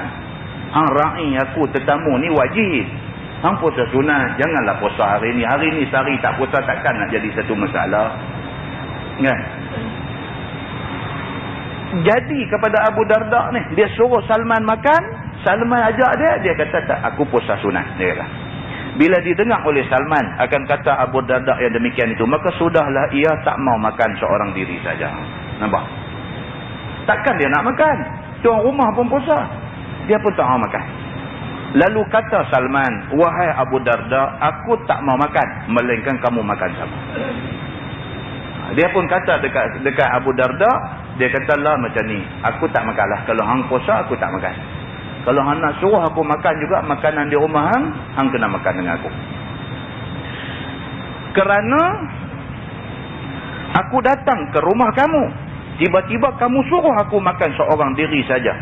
Yang sepatutnya kamu ajak aku makan sama-sama akan makan makanan kamu ini. Dia kata mana boleh aku mai rumah hang puasa, hang nak suruh aku makan seorang. Ini satu benda yang tak mungkin aku boleh buat. Aku tak mau makan kalau hang tak makan. Dia kata. Maka jikalau tidak kamu makan, tidak pula aku mau makan. Cerita dia macam tu. Nak suruh aku makan, hang buka puasa makan dengan aku. Kalau tidak, kita duduk tu sama makan. Maka kata Abu Juhaifah, bila didengar oleh Abu Darda kata saudaranya Salman yang demikian itu, maka Abu Darda pun batalkan puasa sunat dia. Lalu dia makan sama-sama Salman. Dia pun okeylah. Pasal apa? Dia duk ingat hang ni dengan aku jadi saudara pasal Nabi yang bagi kita jadi saudara. Kalau hang kata macam tu, aku ikut. Tani nampak cantik sikit. Walaupun dia nampak tadi satu macam ya, nampak dah okey. Dia boleh fikir lagi. Okey, dia kata dia pun buka puasa, dia makan. Dari sini dapat ulama satu hukum, iaitu harus batalkan puasa sunat. Ini satu hukum dapat. Puasa sunat boleh batal. Atas sebab-sebab yang macam ni. Orang mai rumah, tetamu mai dan sebagainya, kita buka puasa. Bahkan sunat pula orang yang puasa itu membatalkan puasa dia manakala mau menghormatkan tetamu. Sunat pula batal puasa tu. Sunat dia buka puasa. Kerana menghormatkan tetamu itu disuruh sangat-sangat oleh syariat. Itu dia. Maka pada hadis yang tersebut itu, Abu Darda menghormatkan tetamu, lagi menghormatkan saudaranya yang setia itu. Dengan kerana itu dibatalkan puasanya, lalu makan dia bersama-sama saudaranya, dia kata. Kemudian daripada itu, maka Salman tinggal dan bermalam di rumah saudaranya itu. Salman lepas dah makan apa semua, duduk sembang-sembang di rumah Abu Darda ni, malam tu dia tidur di rumah Abu Darda. Kata Abu Juhaifah, falamma kana al-lail zahaba Abu Darda liyaqum. Faqala lahu Salman, nam. Fanama. Summa zahaba yaqum. Faqala lahu nam. Fanama. Abu Darda, maka tak kala adalah pada waktu malam, tidur Salman di rumah Abu Darda itu. Di dalam keduanya sedang tidur, pergilah Abu Darda supaya bangun mau berbuat ibadah. Dia duduk tidur malam tu, Salman di rumah Abu Darda, tidur di rumah Abu Darda. Tengah duduk tidur, Abu Darda bangkit dah. Dia dah bangkit dah. Bila dilihat Salman akan dia sudah pergi bangun, lalu berkata Salman baginya, mari tidur. Dia kata, maka tidurlah kamu. Apa mau buat bangun? Tidur. Ambil hak badan kamu puas-puas. Bila didengar oleh Abu Darda kata saudaranya itu, maka tidurlah ia. Itu dia. Tetamu dia tidur satu bilik dengan tetamu dia. Pukul berapa ke? Pukul 2, pukul 3 bangkit dah. Abu Darda ni bangkit dah, bangkit nak sembahyang sunat. Salman tetamu. Salman sedang. Bila Abu Darda bangkit nak sembahyang, dia sedang. Dia tengok kawan ni bangkit nak pergi sembahyang, dia kata nam, tidur. Abu Darda pun, aku nak bikin ibadah pula, dia suruh tidur pula. Apa dia ni duk ingat macam tu. Dia kata tidur. Pasal apa? Ini masa kita mesti memenuhi hak badan kita. Badan kita memerlukan masa rehat. Kalau pukul 2 dah nak bangkit sembahyang sunat ni, tak maulah. Sat lagi ujung-ujung dekat nak subuh lagi, bangkit bagi awal sikit sembahyang sunat, tak apa. Pukul 2 dah nak start bangkit sembahyang sunat, nak baca Quran, nak apa, nak tidur berapa jam. Badan perlu hak untuk rehat. Setelah seharian kita guna badan kita, tenaga kita buat kerja cari rezeki, nak bela anak bini, malam masa rehat. Bagi masa yang cukup untuk badan kita rehat. Awal lagi baru tidur, sat aja hang dah bangkit nak buat ibadat, Salman kata dekat dia, nam, tidur. Dia pun bila dah Salman kata macam tu, maka tidurlah dia pun tidur. Kemudian daripada tak berapa lama, sudahlah bangun pula Abu Darda mau membasuh muka dan ambil air semayang dan berjaga nak buat ibadat tengah malam. Bila dilihat oleh Salman demikian, lalu disuruhnya tidur lagi. Kata Salman, tidur kamu wahai Abu Darda. Tidur untuk ambil hak badan kamu puas-puas. Apabila didengar oleh Abu Darda kata Salman itu, maka ia pun kembali tidur sampai pagi. 2 kali dia nak bangkit, Salman jaga, Salman kata dekat dia, tidur. Aku kata tidur. Dia ni pun apa? Tak apalah, tetamu punya pasal, tidur balik. Begitu. Kata Abu Juhaifah radhiyallahu anhu, falamma kana 'inda subh, qala lahu Salman, qumil an, faqama fa sallaya. Maka tak kala adalah malam itu datang waktu subuh. Dah nak pagi dah nak subuh dah. Berkata Salman bagi saudaranya. Salman pula bangkit, dia ni lagu tak bangkit pula dah. Tadi dia nak bangkit 2 kali, kawan ni suruh tidur. Dah dekat nak subuh, dia lagu tak bangkit, kawan ni pula dah bangkit. Salman bangkit gerak dia, okey. Dia kata, lah ni bangkit. Dia kata, bangkitlah kamu wahai saudaraku Abu Darda. Bangunlah engkau sekarang. Kita sama-sama sempurnakan barang yang difardukan Allah ke atas kita. Maka bangunlah keduanya, basuh muka, ambil ayat semayang, lalu semayang keduanya akan semayang fardu dan semayang sunat. Belum masuk lagi waktu subuh, bangkit dan buat semayang tahajud apa lebih kurang. Lepas tu masuk waktu semayang subuh, qabliyah subuh, lepas tu baru semayang subuh. Begitu. Apakala sudah keduanya sembahyang, maka Salman pun mula bagi nasihat kepada saudaranya. Kuliah subuh lah. Bila dah habis sembahyang subuh, Assalamualaikum warahmatullahi, Assalamualaikum warahmatullahi, Salman beralih menghadap dekat Abu Darda, tuan rumah ni, Bismillahirrahmanirrahim, Assalamualaikum, kuliah subuh. Satu kuliah subuh dia sudah bagi dekat Abu Darda ni tadi. Faqala inna li nafsika alayka haqqan. Maka kata Salman, wahai Abu Darda, bahwasanya bagi diri kamu itu ada perkara yang wajib ke atas kamu. Setengah daripadanya ialah wajib atas kamu memeliharanya daripada sesuatu yang boleh membinasakan dia. Diri kita ni, dia ada hak yang mesti kita penuhi. Di antara hak badan ialah rehat. Kita kena bagi hak rehat untuk badan kita. Dia kata macam tu. Dan jangan berlapak kamu sampai membawa kepada membinasakan diri. Jangan sampai tak mau makan. Pasal apa? Pasal Nabi kata, nahnu qaumun la na'kulu hatta naju' wa iza akalna fala nashba'. Nabi kata, kami ni orang Islam ni adalah satu kaum yang kami tak akan makan melainkan setelah kami lapar. Dan kalau kami makan, fala nashba', kami tak makan sampai kenyang, tak boleh nak bergerak. Nabi kata begitu. Ada orang bila dengar hadis ni sampai tak mau makan langsung. Jangan sampai macam tu. Kamu duk tahan diri tak mau makan, kamu membinasakan diri kamu dan kesihatan kamu sendiri. Itu salah dari segi agama. Salman kata macam tu. Maka jangan berjaga dan tidak mau tidur sampai membawa kepada tidak mensihatkan dan tidak menyakitkan badan. Dia kata, aku nak pesan satu. Malam masa tidur, masa kena rehat. Hang jangan sampai tak mau rehat. Dia kata, pasal apa? Kalau hang sampai tak mau rehat, rosak badan hang. Dia kata, kesihatan hang rosak. Jangan makan minum sampai membawa kepada membinasakan. Lapang pun jangan, makan sampai nak merosakkan diri pun jangan. Dia kata. Dia bagi nasihat. Ni kuliah subuh dia. Jangan tidur sampai boleh membinasakan diri dan sebagainya. Dan jangan sampai tidur ni sampai jahanam diri. Sampai tak tidur pun tak boleh. Sampai tidur sampai tak mau bangkit pun tak boleh. Ada orang tuan-tuan, dia kira dia raja tidur. Sampai tak tahu pukul berapa, sampai tak tahu bila, sampai tak tahu duduk tang mana, yang dia tahu tidur. Macam ni punya pun duduk dah. Raja tidur. Malam masa tidur tu memang dia tidur. Memang dia tak bericak. Itu memang dia tidur. Lepas sembahyang subuh tidur lagi. Lepas sembahyang subuh, cari bantai, ruk satu orang lagi. Sampai pukul 9 pula.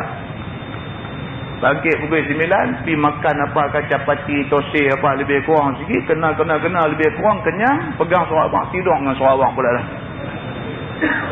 Yang ni raja tidur. Terlampau punya duk tidur pun dia jadi kemasai juga. Dia membinasakan badan dia juga. Tak mau juga. Sampai tak mau tidur punya nak semayang pun tak mau juga. Tuan-tuan, Nabi kata apa? Wa khairul umur awsatuha. Sebaik-baik perkara kita ambil yang pertengahan. Waktu tidur. Waktu mengaji lah. Waktu mengaji pun duk pejam juga, tak cong. Kan? Waktu mengaji. Waktu tidur. Kita mau bagi adil macam tu. Dia kata. Baik. Buatlah semua tu menurut sebagaimana aturan syarak. Ikut lagu agama punya suruh. Agama suruh semayang, time bila, time tu kita semayang. Agama suruh makan, time bila, time tu kita makan. Macam mana agama atur, macam tu kita ikut. Salman kata dekat Abu Darda macam tu. Dan sebaik-baik pekerjaan itu ialah pertengahan jua. Ini hadis yang kita baca, wa khairul umur awsatuha. Sebaik-baik perkara kita ni biar moderate. Kita ni moderate. Tak keterlaluan ke sini, tak keterlaluan ke sini. Kita moderate. Kita bercakap berdasarkan ilmu. Begitu dia kata. Kata Salman lagi, wali rabbika alaika haqqan. Dan bagi Tuhanmu ada beberapa banyak perkara yang wajib ke atasmu. Kita sebagai hamba Allah, kita ada tanggungjawab dengan Allah. Dia kata, iaitu menjunjung apa suruh Allah dan menjauhkan apa tegah Allah. Hak Tuhan suruh buat, kita buat. Tuhan suruh semayang fardu 5 waktu sehari semalam, kita semayang. Tuhan suruh puasa bulan Ramadan, kita puasa. Tuhan suruh apa dalam Quran, kita buat. Kita beribadah kepada Allah. Percaya dan yakin dan i'tiqadkan semacam yang dikehendaki oleh Allah. Ikut macam mana Tuhan punya mahu. Dia kata, walidhaifika alaika haqqan. Dan bagi tetamu kamu ada perkara yang wajib atasmu. Dengan tetamu pun kita ada hak. Dia kata. Maka apabila datang orang ziarah dan singgah ke rumah kamu, wajib kamu ra'i dan kamu bermesra-mesra dengan dia. Kita tunjuk, kita welcome dia. Angkatkan makanan apa yang ada padamu, ajak dia makan sama-sama. Bagi tempat tidur atas kadar upaya kamu. Perbuatlah atas tetamu kamu itu sebagai yang disuruh Allah. Kalau dia kata dia nak tidur, okey, tak apa. Siap tempat tidur, lebih kurang bagi dia tidur. Maka semuanya tersebut dia adalah hadis yang disyarahkan oleh ulama. Dan Nabi kata, wa inna li ahlika alaika haqqa.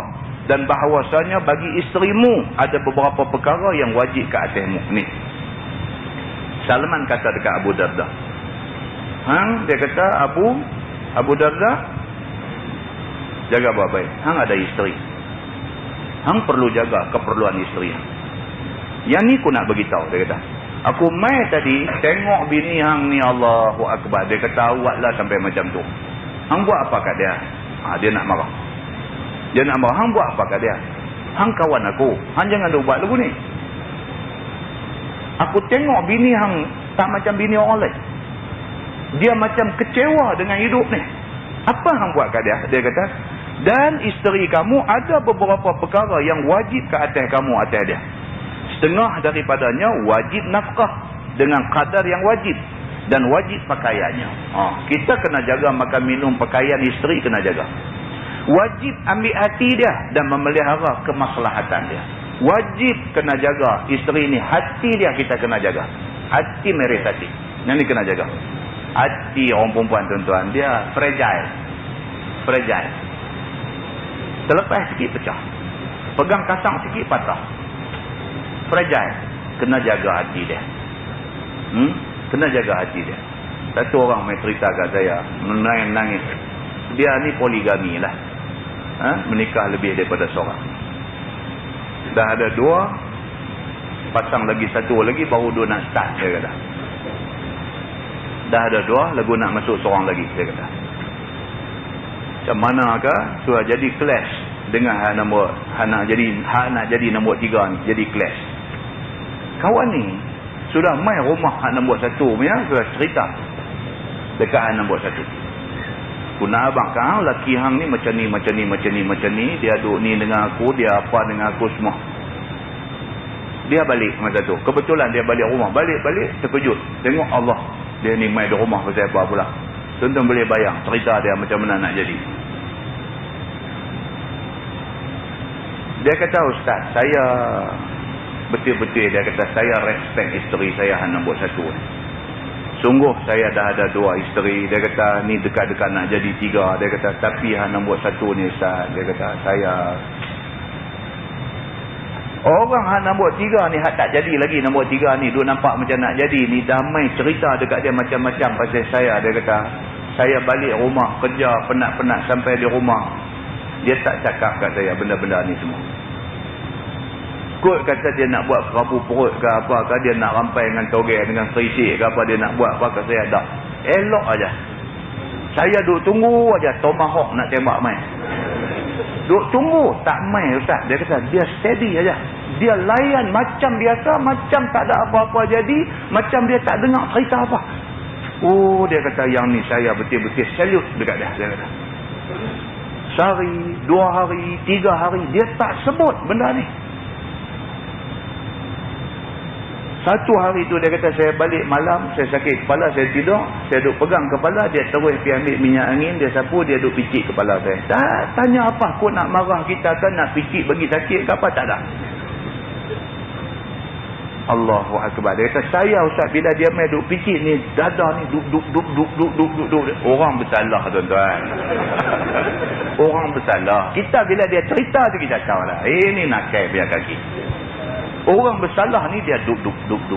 Dia kata habis lah, dia kata. Rasa bersalah dalam hati pun ada. Aku pergi buat macam ni, bini punya baik lagu ni. Ini dia psikologi tinggi. Habis barulah isteri dia cakap ke dia malam tu. Dia kata, abang ada masalah ke? Dia tanya pula, dia kata kat saya, dia kata ni, abang ada masalah ke? Dia kata tak ada apa.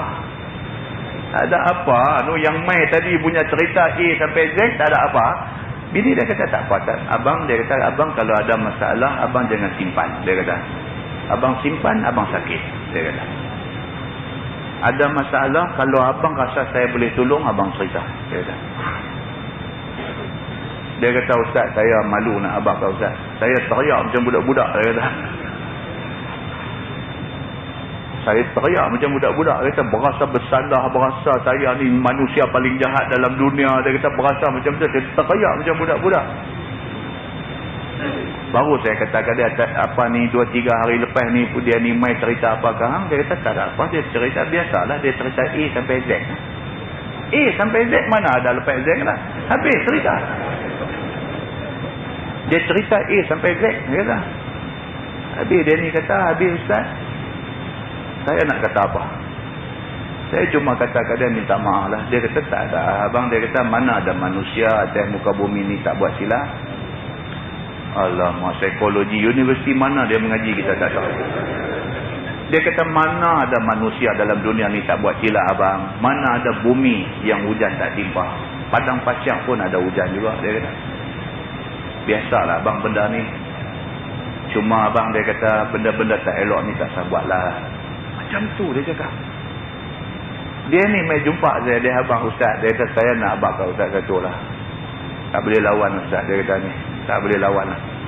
Saya betul-betul rasa bersalah. Saya menangis. Dia kata Ustaz tak pernah-pernah saya bangkit semayang. Malam-malam tu saya bangkit semayang teriak Ustaz. Dia kata saya taubat, saya tak mau buat dah benda-benda tak elok ni. Tuan-tuan tengok macam mana. Saya bila dia cerita ni teringat Khadijah isteri Nabi ni cerita. Bila Nabi balik daripada Gua Hira, lepas jumpa Jibril kali pertama, sampai di rumah, keadaan Nabi nampak nervous, nampak gugup, nampak takut, nampak terkejut, nampak pucat.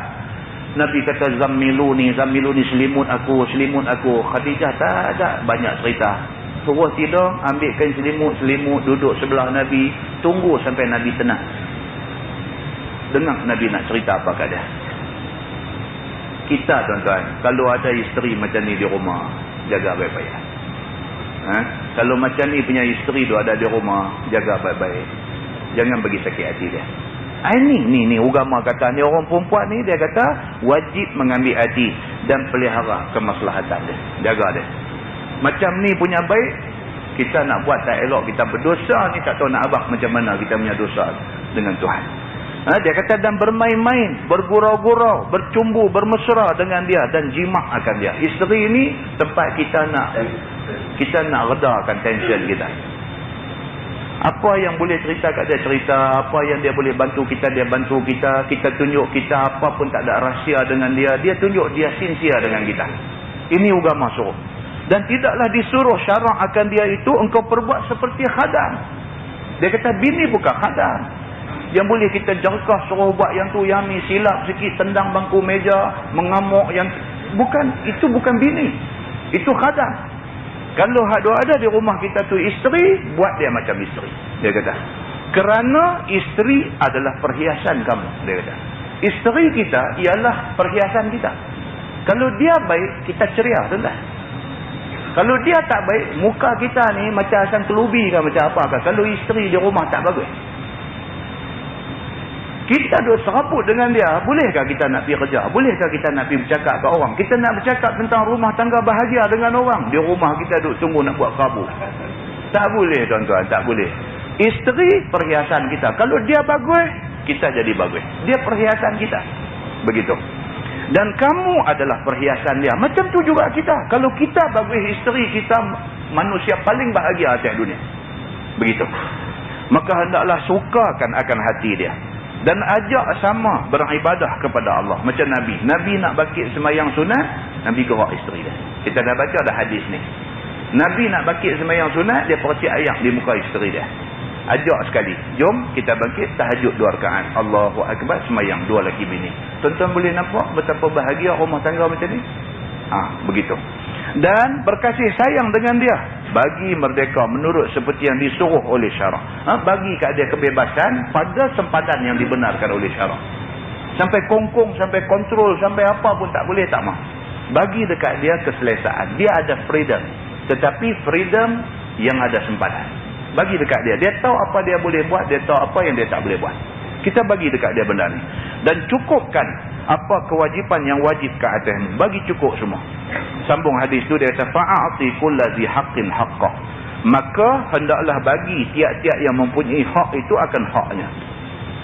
Maka banyak orang yang mempunyai hak atas kamu. Dan banyak orang mempunyai hak ke atas kamu seperti anak dan ibu bapa. Ni semua ada. Kita kena penuhi tanggungjawab kita. Kita sebagai ibu bapa, kita ada tanggungjawab terhadap anak. Kita sebagai anak, kita ada tanggungjawab dekat ibu bapa. Kita tak boleh lari. Dan sanak saudara, kaum keluarga, taulan, kawan-kawan dan kaum muslimin dan anak Adam, semuanya ada hak atas kamu. Kita dengan semua orang, kita ada hak. Kita ada tanggungjawab. Kita jumpa orang, kita kena tunjuk muka manis. Assalamualaikum. Kita tak boleh jumpa orang buat muka tu. Kita menyusahkan hati dia. Dia susah hati. Kita jumpa dia, kita buat muka. Dia jadi susah hati. Dia marah kat aku ke? Aku buat apa kat dia? Pasal apa? Kita punya pasal, satu orang sudah jadi susah. Tak mau macam ni. Dia kata, maka berilah semuanya akan hak pada masanya. Dan sempurnakanlah sebagaimana yang disuruh oleh syarak. Begitulah juga hidup-hidupan kamu dan sekalian harta kamu. Semuanya ada hak ke atas kamu. Semua hidup-hidupan kita ada bela lembu, kambing, kerbau ke apa ke. Semua tu kita ada tanggungjawab dekat dia. Makan minum dia apa semua, kena hujan panas. Semua kita kena jaga. Kalau tidak, jangan komit dengan banyak benda. Kalau tidak, jangan komit dengan banyak benda. Kalau tak mampu nak menunaikan hak lembu yang kita jaga, jangan bela lembu. Kalau tak mampu nak sarah anak ramai-ramai, jangan pergi menikah tu cari pasal anak ramai-ramai ni tak mahu. Kalau kita sanggup nak buat benda tu, kita kena sanggup menerima akibat daripada benda yang kita buat. Macam tu. Panjang kenyataan, tidak tertulis di sini. Dia kata kalau nak tulis, taklah nak tulis. Tanggungjawab kita punya berapa punya banyak tu ada. Maka berilah semua yang berhak itu akan haknya. Apakala sudah Salman memberi nasihat kepada saudaranya demikian tu, kuliah subuh dia pun panjang. Setelah dia bagi nasihat kepada Abu Darda, maka bangunlah keduanya pi kepada Nabi SAW. Dah habis dah depa bercakap dua, depa pi jumpa Nabi. Sebagai kata Abu Juhaifah, fa'ataya an-nabiy SAW fa zakara zalika lahu faqala sadaqa Salman. Maka datang Salman Al-Farisi dan Abu Darda kepada Nabi SAW. Apakala sampai keduanya ke hadapan Nabi, lalu menyebut keduanya akan hal Salman bermalam di rumah saudaranya Abu Darda. Dan diceritakannya hal dari awal sampai akhirnya kepada Nabi SAW. Salman dengan Abu Darda pergi jumpa Nabi, pergi cerita balik daripada awal. Kemarin saya main rumah dia. Masa saya sampai dia tak ada di rumah. Saya jumpa isteri dia. Salman kata, keadaan isteri Abu Darda ni betul-betul saya kesian bila tengok. Pasal apa? Pasal dia jadi macam tu kerana Abu Darda tak peduli kat dia. Dia cerita semua. Duk saat Abu Darda balik makan, dia suruh saya makan, dia habaq dia puasa. Saya paksa dia suruh dia makan sama dengan saya. Dia buka puasa. Saya tidur di rumah dia. Saat tidur dia bangkit nak semayang, saya suruh dia tidur balik. Saat dia bangkit nak semayang, saya suruh dia tidur balik. Saat dia tak bangkit, saya gerak dia ajak semayang. Dia kata, lepas semayang semua, satu kuliah subuh saya bagi kat dia, saya cakap macam ni dalam kuliah subuh saya. Dia terang dekat Nabi. Salman terang dekat Nabi SAW dari awal sampai akhir. Apakala sudah didengar oleh Nabi akan barang yang berlaku antara keduanya dari awal sampai akhir. Nabi dengar full cerita tu awal sampai habis. Maka Nabi SAW bersabda, Nabi kata, sadaqa Salman, benar Salman pada barang yang dikatanya dan barang yang diperbuatnya. Nabi kata lagu Salman buat tu betul. Nabi kata Salman buat tadi betul. Bila Abu Darda bangkit, dia kata tidur. Kawan ni bangkit nak semayang, yang dia pergi larang suruh tidur tu. Sekali kita dengar kata, apalah orang nak buat ibadat pergi halang, berdosa masuk neraka. Dah. Nabi kata Salman larang Abu Darda bangkit nak semayang sunat tu, dia larang tu betul. Tindakan Salman melarang tu betul. Pasal apa? Pasal Salman mempunyai alasan yang kuat. Dan dia bukan larang kau tu semayang sunat, cuma dia larang kau tu kerana masa tak sesuai. Dia pun nak bangkit semayang sunat, tapi bukan awal-awal pukul 1, pukul 2 pagi. Saat lagi, dekat nak subuh, saat lagi kita bangkit. Sebelum subuh masih ada masa untuk semayang sunat. Kita semayang sama-sama saat lagi. Kita semayang sunat qabliyah subuh. Kita semayang subuh. Apa yang Salman buat tu, Nabi kata sadaqah Salman. Betul apa yang Salman buat. Nabi kata macam tu. Maka benarlah Salman pada barang yang dikatanya dan barang yang diperbuatnya. Kata At-Tirmizi, ini hadis hasan lagi sahih. Wallahu a'lam. Lepas ini kita sambung. Satu lagi hadis. Riwayat daripada Bukhari dan Muslim. Yang juga nak cerita tentang adanya sahabat yang dia nak melampau di dalam melakukan ibadah. Dan bagaimana Nabi SAW membetulkan keadaan-keadaan itu. Wallahu a'lam. Saya pun singgah semayang di satu masjid dan berimam dengan seorang yang sedang semayang. Dia pun macam saya juga. Saya di Bukit Beruntung, dia ni mana? Bukit Rugi ke apa ke? Saya pun singgah semayang di satu masjid dan berimam dengan satu orang yang sedang semayang. Dia singgah, ada satu orang duduk semayang, dia ikut. Pada duduk di tahiyat awal, saya nampak ada tattoo di tangannya. Tu imam tattoo. Dia semayang ikut kawan tu, macamnya tattoo ada di tangan. Dia sudah nampak. Saya terus mufarakah daripada berimam dengan dia. Apa pendapat Ustaz atas perbuatan saya itu? Jadi macam mana dia kata? Macam mana masalah dia? Apa hukum pada tindakan dia? Sehingga tengok satu orang semayang, dia berimam. Takat tu okey. Dah semayang dah duduk ikut semayang, tengok-tengok ada tattoo di tangan tu imam ni. Dia tengok macam tu, dia pun tak syok, dia mufarakah. Salah ke tak perbuatan dia mufarakah daripada mengikut imam yang ada tattoo di tangan dia? Jawab dia tidak salah. Dari segi fiqh. Dari segi fiqh, orang yang tattoo di mana-mana anggota badan dia, terutamanya anggota wuduk. Maka ayat semayang dia tak sah. Jadi tuan-tuan kena rojoklah dalam hadis yang membicarakan tentang tattoo ni. Ada hadis yang bercakap tentang tattoo. Dan dia ada bincang orang yang tattoo badan ni, kalau dia mati nak buat macam mana. Dia ada bincang. Dulu ada satu penyanyi di Malaysia, saya selalu cerita benda ni.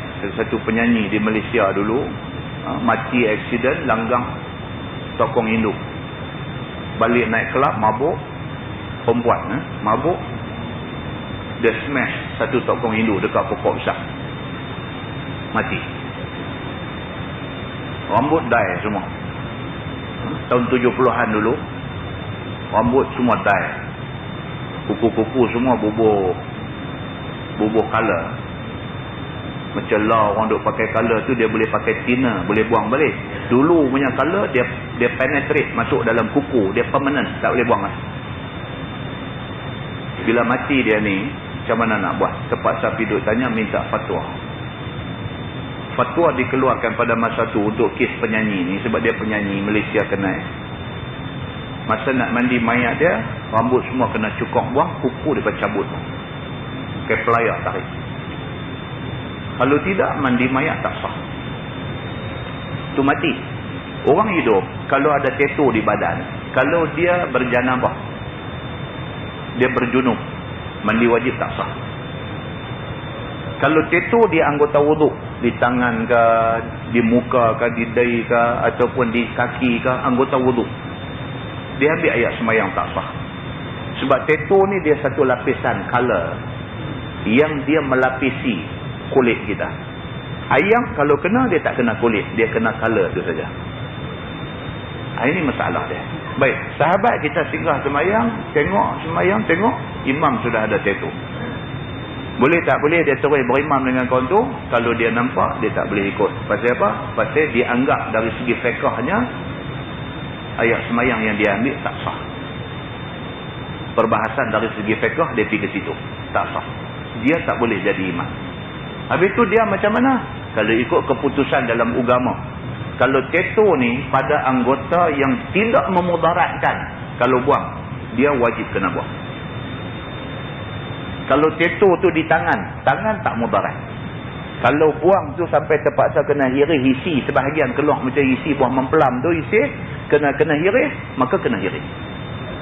Kalau teto pada anggota yang memungkinkan bawa maut, kalau nak buang, contohnya dia teto di tengkok. Kalau nak buang dia hirih-hirih, dia lagu satu macam sampai nak bawa maut, maka tak perlu buang. Sebab buang boleh membawa maut. Tak perlu buang, maka dia kena bertaubat nasuha, minta ampun sungguh-sungguh dekat Allah, maka atas Allah lah nak terima ataupun tak terima taubat dia. Tapi orang yang macam ni, dia terganggu daripada menjadi imam. Pasal dia ada masalah-masalah macam ni. Habuan dia semayang, dia dengan Allah. Dia nak carry orang, dia ada masalah. Ini perbahasan dari segi fiqhnya begitu. Baik. Jadi soalan kawan kita, dia kata apa pendapat ustaz perbuatan saya? Memang tak salah. Dia buat macam tu kerana tattoo itu menghalang daripada sah ayat semayang yang dia ambil. Yang kedua, dia kata semasa saya berimam tadi, ia, maksudnya tu imam ni, tidak kuatkan suara semasa takbir intiqalat, takbir pindah rukun. Apa pendapat ustaz? Imam takbir intiqalat disunatkan kuat supaya makmum tahu perpindahan rukun. Kalau tak kuat pun kita masih boleh tahu perubahan perbuatan dia, maka itu tidak jadi kesalahan. Tujuan kuat tu pun tujuan nak bagi orang tahu. Tapi kalau kita semayang 2 orang, kita duduk sini, orang duduk sebelah kita, makmum seorang duduk sebelah kita, tak payahlah derah macam semayang 10 sah. Itu masjid negara pun tak buat lagu tu. Kalau 2 orang, biasalah Allahu Akbar, Sami'allahu liman hamidah, biasa aja.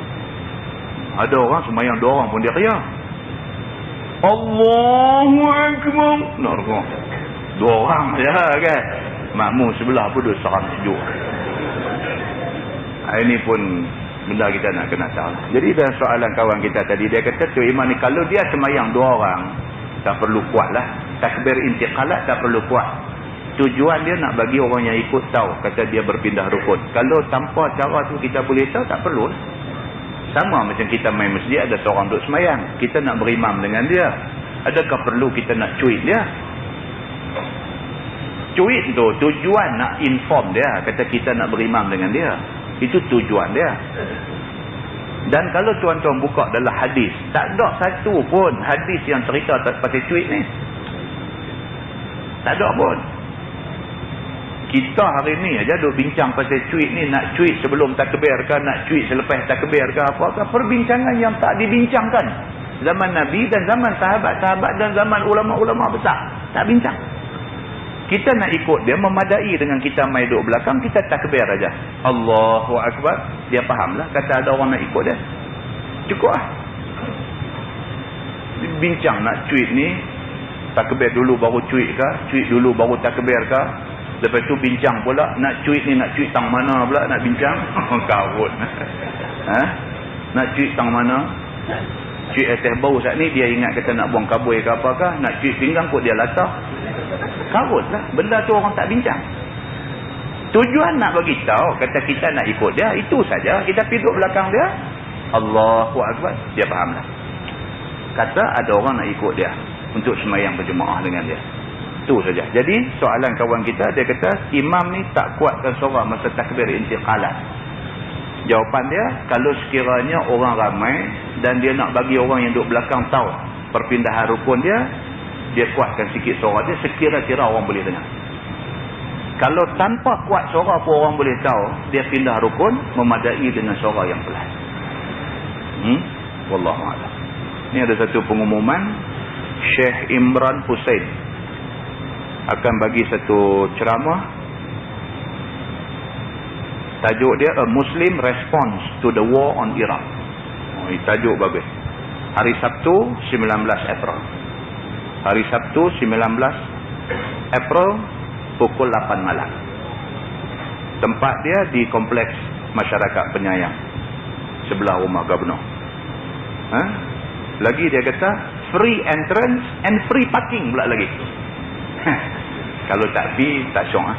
Kalau betul-betul ada masa, elok tuan-tuan pergi dengar ni. Syekh Imran Hussein ni satu orang yang cukup baik dalam memberi ceramah tentang Islam.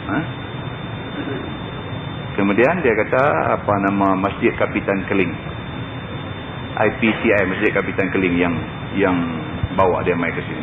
Mudah-mudahan kita dapat lapangkan masa untuk pergi sana. Wallahu a'lam. Kita tangguhkan dengan tasbih kafarah dan suratul Asr. Subhanakallah. Asyhadu an la ilaha illa anta astaghfiruka. Bismillahirrahmanirrahim. Wallahu innal insana lallazina